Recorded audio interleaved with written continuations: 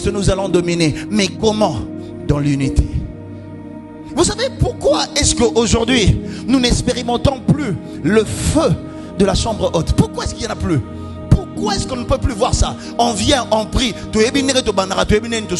Et si nous maîtrisons nos trucs, non! Ce que nous devons vivre, c'est le feu de la présence et la puissance du Saint-Esprit. Ça veut dire quoi? Ça veut dire que quand ils étaient tous ensemble dans un même lieu, dans la chambre haute, aujourd'hui les chambres hautes n'ont plus de feu. Pourquoi? Parce que nous prions ensemble, mais dans nos cœurs on a des problèmes. Nous prions ensemble, mais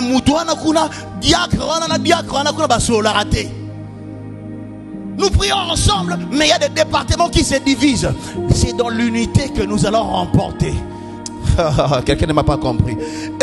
Écoutez, je vais nous dire une chose. Seulement, c'est que les plus spirituels, les plus spirituels diront: oh pasteur, pourquoi tu dis ça? Je vais te dire ça.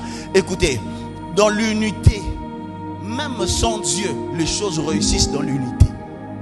Et même quand Dieu n'est pas là, mais dans l'unité, seulement, ils sont unis en train de faire des choses. Les choses marchent.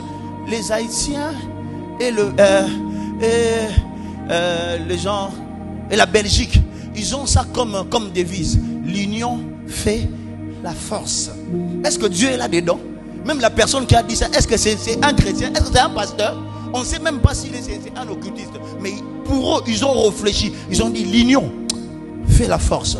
Dans l'unité, même sans Dieu, dans l'unité, les choses vont aller de l'avant. Tu ne connais pas l'histoire de la tour de Babel. Tour de Babel, est-ce que Dieu était dedans? Est-ce que c'était le projet de Dieu? C'était pas le projet de Dieu. Dans la tour de Babel, c'était le projet des hommes. Des hommes. Ce sont des hommes qui se sont entendus. Oh, regarde ça dans la Bible. Je vais lire ça avec toi, tu vas voir. Je vais faire une lecture rapidement pour t'aider, pour que tu puisses voir l'unité dans la tour de Babel. Écoute ce que la Bible dit. La Bible dit dans Genèse chapitre 11, versets 1 à 8. Écoute bien la lecture, je vais te dire quelque chose. Quelques points sur l'unité de la tour de Babel. La Bible dit ceci: toute la terre avait une seule langue et le même mot.